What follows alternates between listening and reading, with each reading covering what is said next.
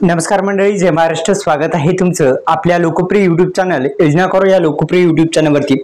एकंदरीत दोन्ही हप्ते शेतकरी बांधवांच्या खात्यामध्ये एकंदरीत नमो शेतकरी आणि पीएम किसान प्लस दोन्ही हप्ते शेतकरी बांधवांच्या खात्यामध्ये आता जमा. संपूर्ण बातमी आपण या व्हिडिओच्या माध्यमातून जाणून घेऊ. 25 तारखेला येत्या 25 तारखेला हप्ता मिळणार आहेत का दोन्ही बी एकत्र जाणून घेऊ संपूर्ण बातमी. आपण पाहतात योजना करो लोकप्रिय युट्यूब चॅनल. आता सबस्क्राइब करा, बेल आयकॉनला ऑल प्रेस करायला विसरू नका. तर एकंदरीत आपण जर पाहिलं तर अनेक दिवसापासून शेतकरी बांधव पीएम किसान योजनेच्या 20व्या हप्त्यासाठी प्रतीक्षेत आहेत आणि 20 तारखेला जो हप्ता मिळणार होता तो अद्यापही देण्यात आलेला नाही. काय आहे कारण संपूर्ण माहिती आपण जाणून घेण्याचा प्रयत्न करू.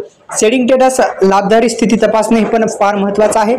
दुसरं म्हणजे हप्ता जमा होण्यापूर्वी शेतकऱ्यांनी आपली जे सेडिंग स्थिती आहे ती सक्रिय असणे तपासणे आवश्यक आहे. तसेच लाभदारी म्हणून त्यांची स्थिती सुद्धा जी कायम आहे ती आहे का नाही हे पाहणं फार महत्त्वाचं ठरणार आहे. आता सेडिंग स्टेटस म्हणजे लँड व्हेरिफिकेशन हा जो प्रॉब्लेम आहे हा प्रॉब्लेम दुरुस्त असणं फार महत्त्वाचं आहे. हा प्रॉब्लेम जर दुरुस्त नसेल तर आपल्याला हप्ता मिळणार नाही. त्यामुळे हे काम करणं फार महत्त्वाचं ठरणार आहे.